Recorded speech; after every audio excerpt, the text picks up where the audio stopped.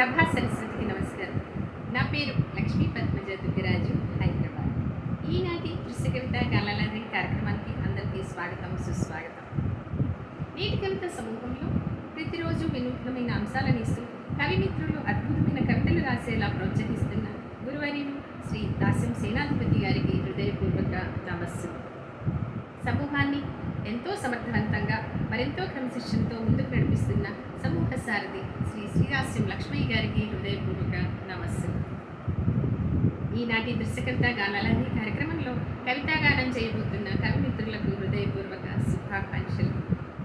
మిత్రుల కవితాగానం విందాం, చూద్దాం, ఆస్వాదిద్దాం, ఆనందిద్దాం, మిత్రులను అభినందిద్దాం. సాహితీ మిత్రులందరికీ నమస్కారం. నా పేరు నగ్నూరు రాజన్న, కరీంనగర్. ఈ వారం దృశ్య కవిత గానలహరి కోసం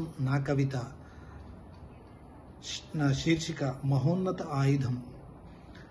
అమృతమయమైన అక్షరాలే ఆశల భవిష్యత్తుకు పునాదులు, ఆశయాల భవంతికి స్తంభాలు, జ్ఞాన వెల్లువలకు వెలుగుపూలు, సుగమ జీవితానికి నాంది, పరిశీలనలు ఆధారం, పరిశోధనలకు మూలం, ఫలితాలకు సంపూర్ణం. మాతృభాషలో మమతలు పంచుకొని, అనురాగాలలో ఓలలాడి, ఆత్మీయతలలో అల్లుకొని బంధాలు ఏర్పరచుకునేది. మంచి చెడుల వ్యత్యాసం, సుఖదుఖాల భేదభావం సుందరంగా తెలియజేసి లక్షల మెదళ్లను కదిలిస్తుంది. విలువల వలువలు తొడుక్కొని కలువల రేడు అందాలను కలబోసి ఆనందాలను మూటగట్టి కమనీయ జీవితానికి శ్రీకారం చుడుతుంది. జీవరాశి నుండి విడగొట్టి అక్షర జ్ఞానాలను అందించి మనిషిని మహోన్నతునిగా నిలపగలిగే ఆయుధం. ధన్యవాదాలు. నా పేరు భానుశ్రీ తిరుమల, విశాఖపట్నం. నేటి కవిత శీర్షిక నా కల సాకారమౌనా. ఓ కల నన్నెప్పుడూ వెంటాడుతూనే ఉంటుంది. తూర్పున లే సూర్యుడు తూరుతూ ఉన్నప్పుడు తెల్లటి పంచె పైజుబ్బాలలో ధీమాగానే కూర్చొని ఆ వెలుతురులో తెల్లని కాగితం పైన ఏదో రాస్తున్నట్టు. బహుశా నా మనసు ఏదో కోరుకుంటున్నట్టుంది. అనుభవించిన భావావేశాలను అక్షరీకరించమనేమో, మధురానుభూతులను ఓ చోట చేర్చి చూడాలనేమో. అది నా మాట పాటించకపోయినా తన మాట నేను వినాలిగా. ఆ మనసును ఊరటపరచాలని తలచిన నేను అనివార్యమై మలిసంజలోకి ఒదుగుతూ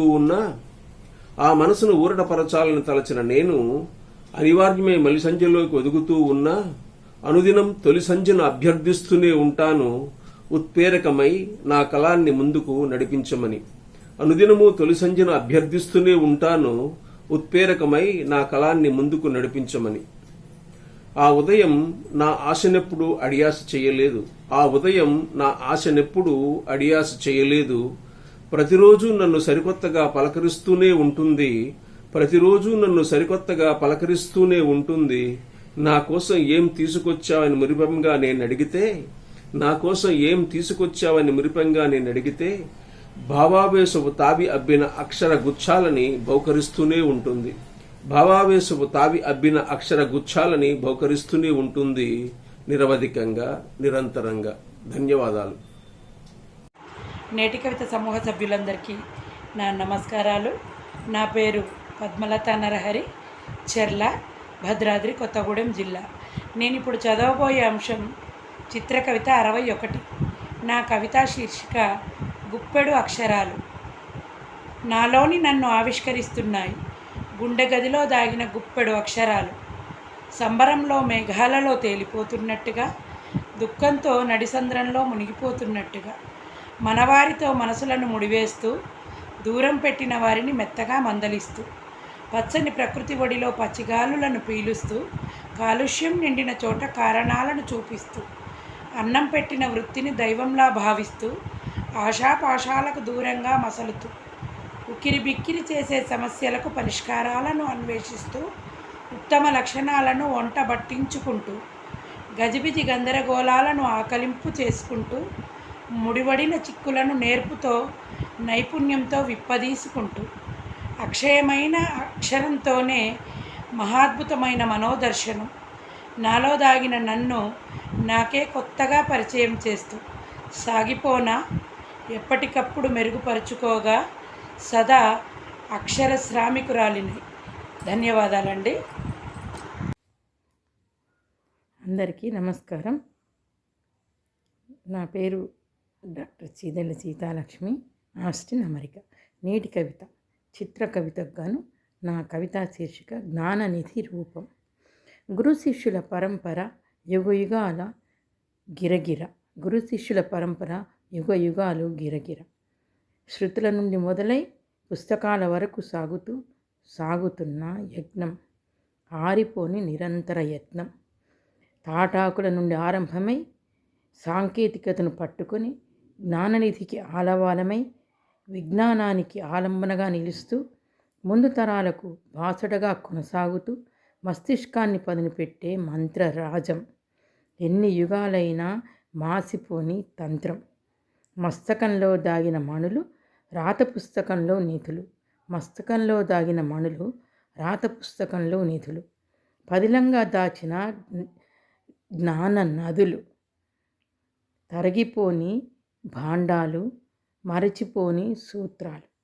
పుస్తకమే కదా జ్ఞాన ప్రకాశం, ఎల్లకాలము జ్ఞాన ప్రవాహం. వాల్మీకి మొదలు నేటి వరకు మనకందించిన ఎంతోమంది తామున్నా లేకున్నా దాచి ఉంచిన జ్ఞాననిధి రూపం. అందరం అందుకుంటున్న అందుకోబోతున్న జ్ఞానవృక్ష సముచ్చయం. సర్వకాలం సర్వోపయోగం. చారిత్రక రూపం, సకల శాస్త్ర సమున్నతం. భూతకాలపు పొత్తం, భావితరాలకు దారిదీపం. వర్తమానానికి చేయూత రూపం. పుస్తకమే మన పెన్నిధి, అది మన సన్నిధి. నమస్కారం. నేటి కవిత సమూహ అధినేతలకు, నిర్వాహకులకు, సమీక్షకులకు, కవిమిత్రులకు శుభోదయ నమస్సులు. ఈ నెల 9వ తేదీ ఇచ్చిన చిత్ర కవితకు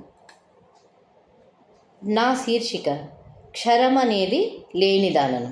ఇప్పుడు నేను రాసిన ఈ కవితను మీతో పంచుకుంటున్నందుకు చాలా ఆనందిస్తున్నాను. క్షరమనేది అసలు లేనిదానను నేనేనోయ్, అందమైన రూపమున్నదానను నేనేనోయ్, మృదువుగాను ఉండగలను నేను, పదునుగాను కూడా ఉండగలను, మమతాను రాగాలను పలికిస్తాను సదా, దూరాలు భారాలు పోగొడతాను కదా, భావాలకు శాశ్వత రూపునిస్తాను అందంగా, ఓంకార ప్రణవనాదమే కదా నేను హృదయంగా, పదాల వాక్యాల తయారీలో నేనేగా ముడి పదార్థం, పద్యాల గద్యాలలో